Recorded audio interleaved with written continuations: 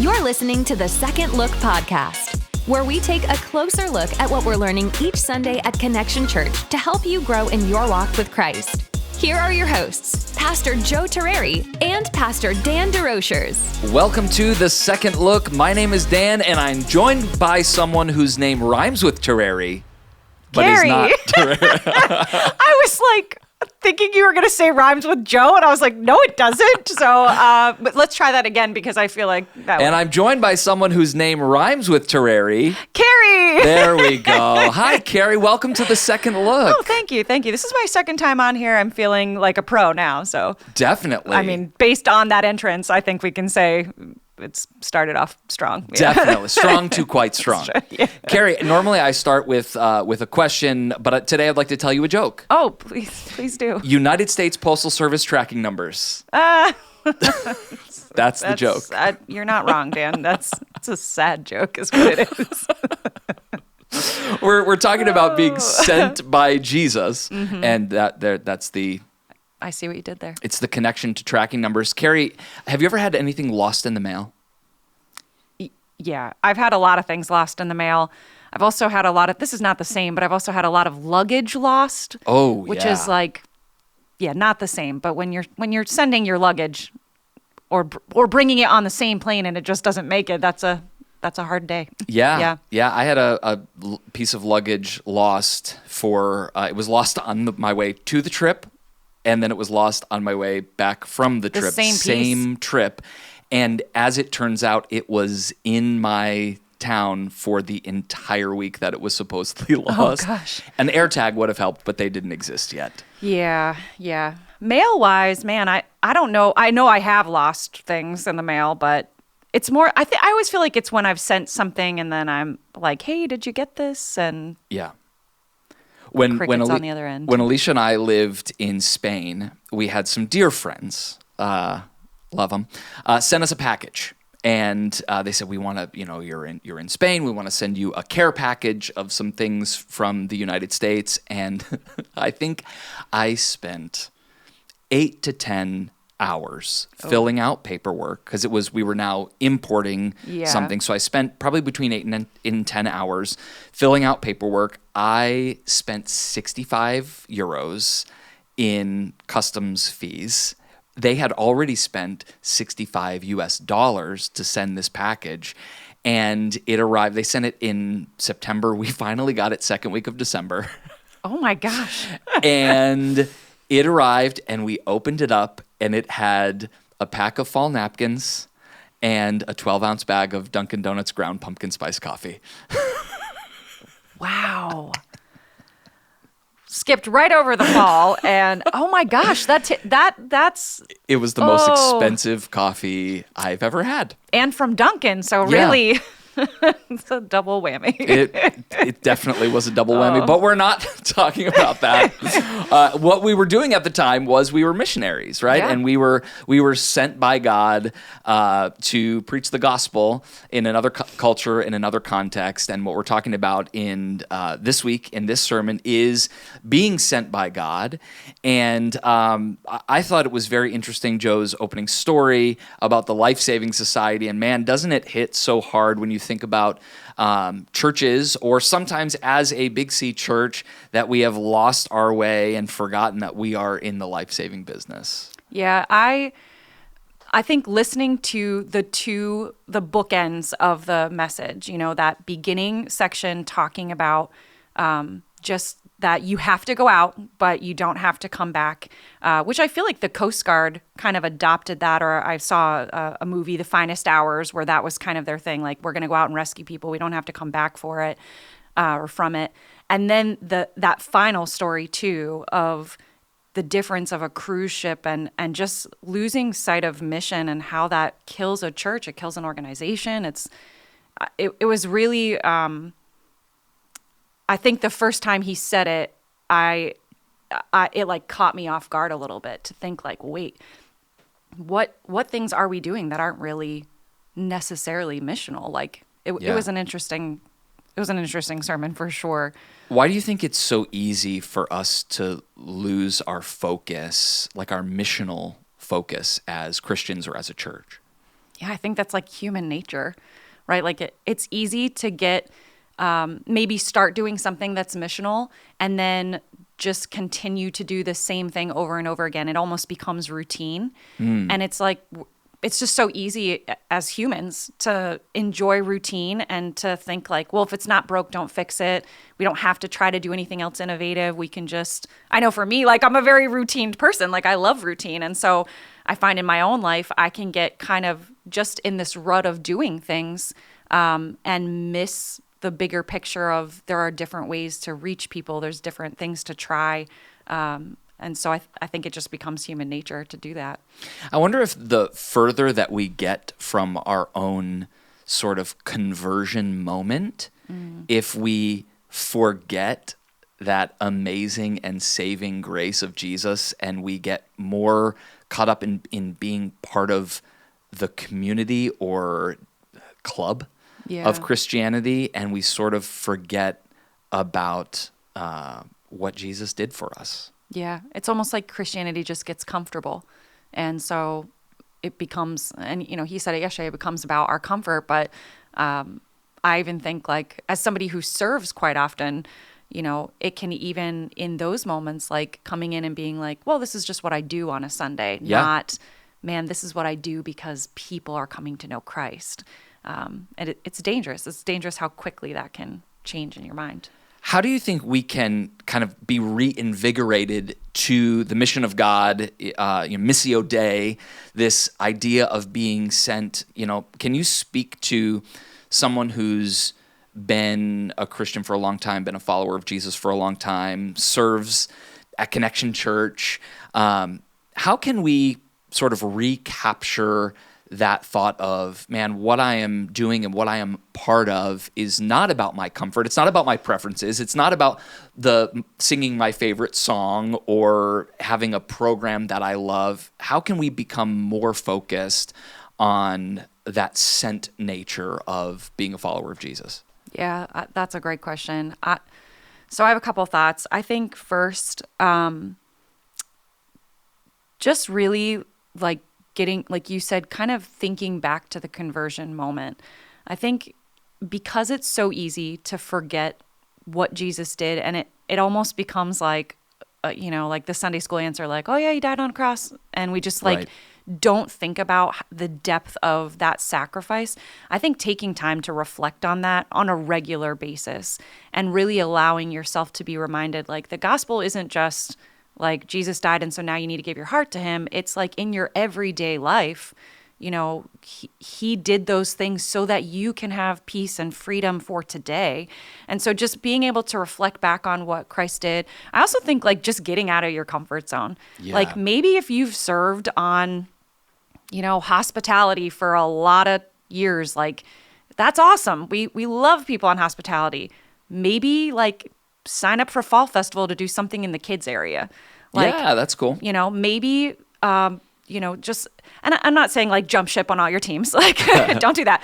But I think finding ways to expand how you serve, expand who you talk to. And I think Joe said like yesterday when he was talking about like you're needed, maybe it's thinking beyond what you do here at Connection Church.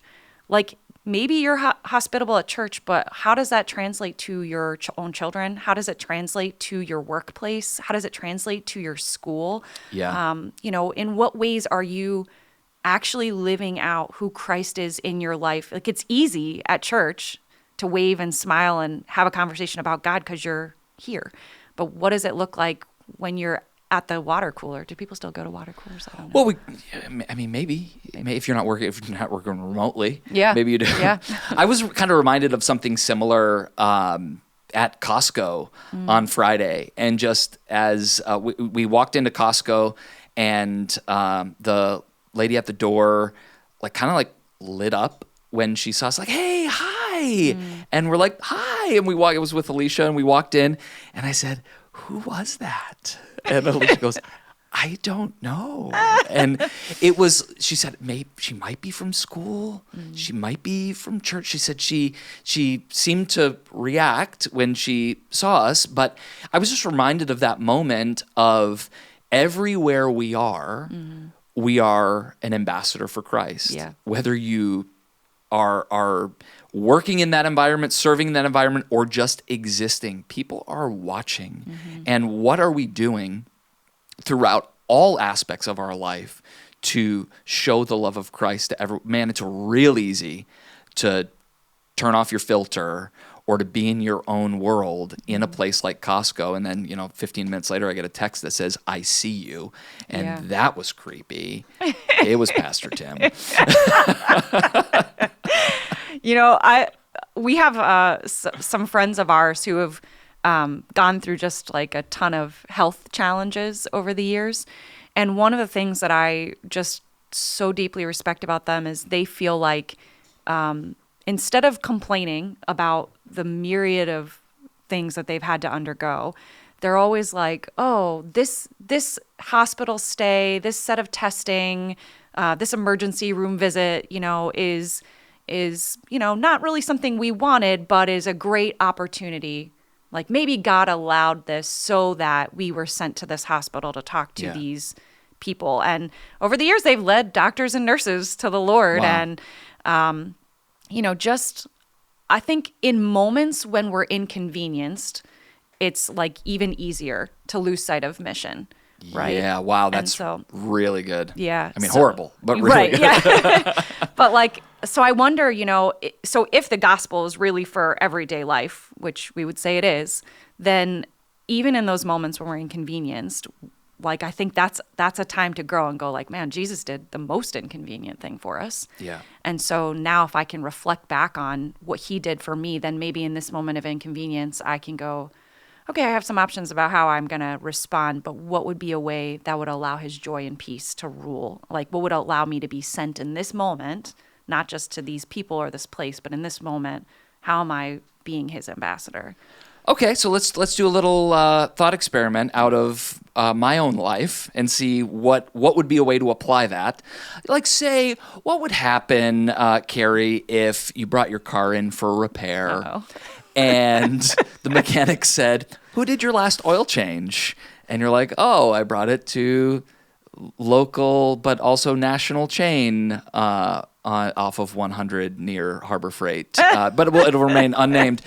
And he says, "Oh, we have to replace your entire oil pan because they destroyed your oil pan, and we also have to do another oil change less than 2 months later because you have no more oil.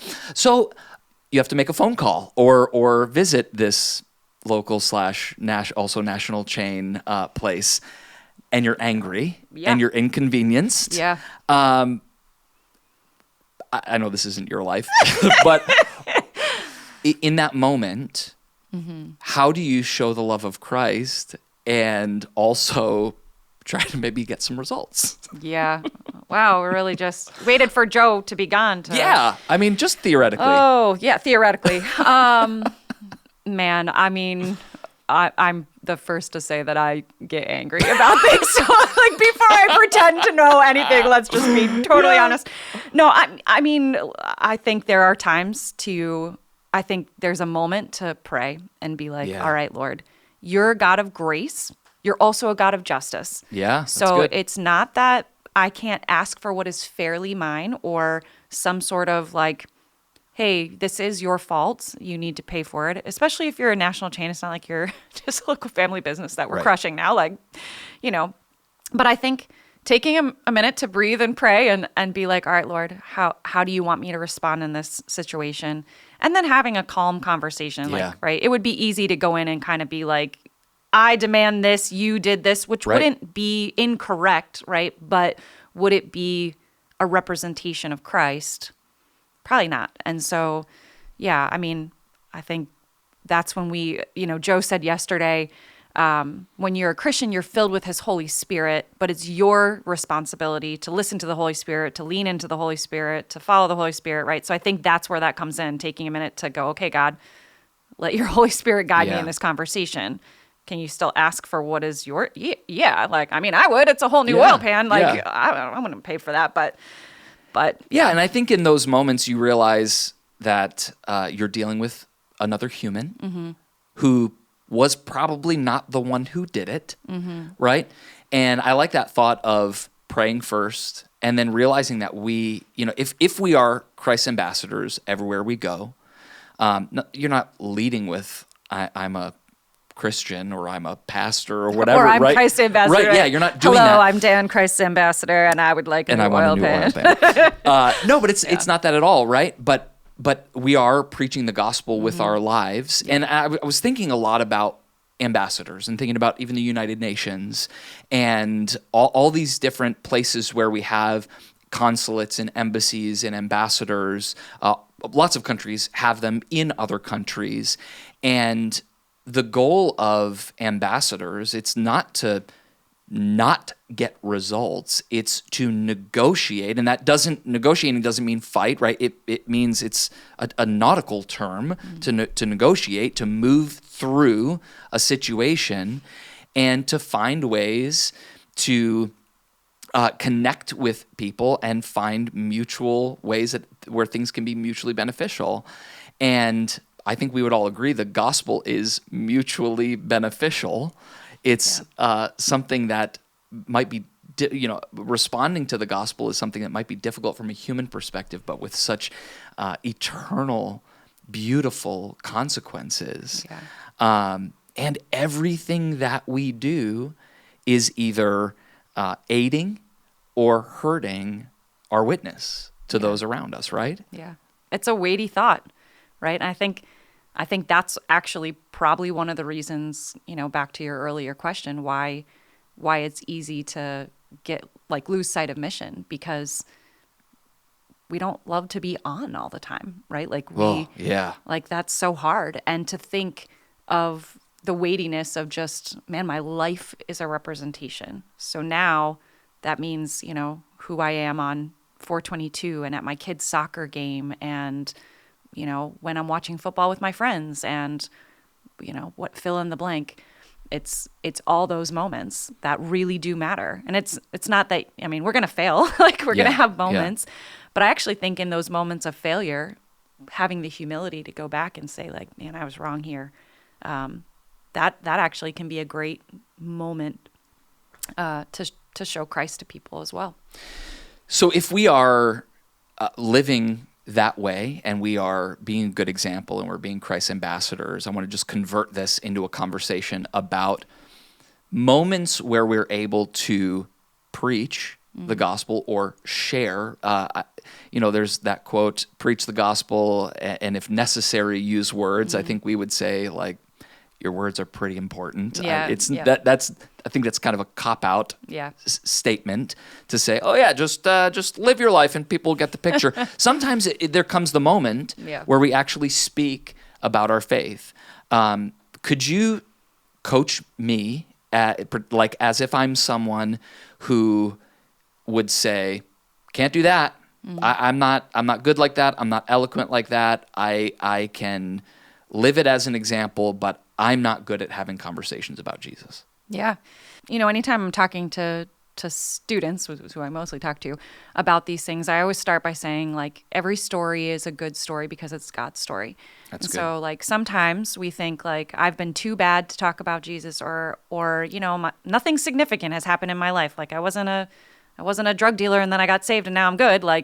But your story is uniquely yours and God has moved in your life. And so every story is a good story because it's God's story. And then second, I would say, I think most people, when they're wanting to make a decision about Christ or hear about Christ, they're not, and I don't want to say this the Bible's not important. I think the Bible's vital, right? But they're not waiting for you to take apart a passage for them and show them your biblical knowledge.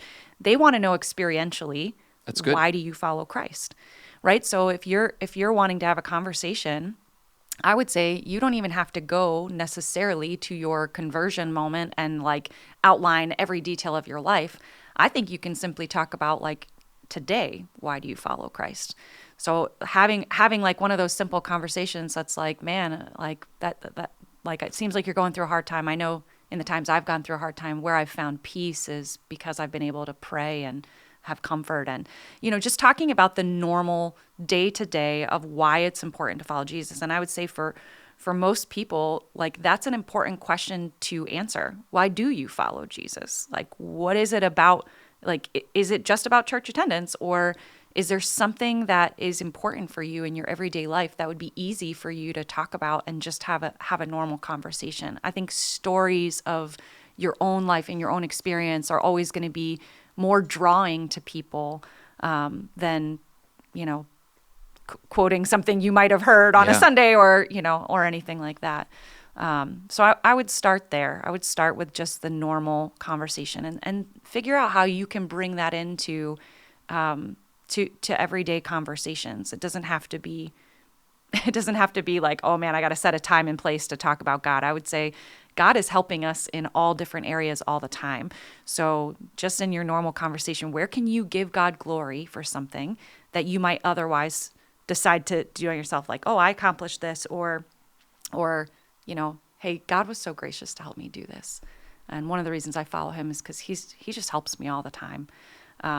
It's a different conversation. I think Pastor Andrew's like the master at that. Yeah. Like I always love having conversations with him because it's so easily part of his conversational life because he's practiced it so often.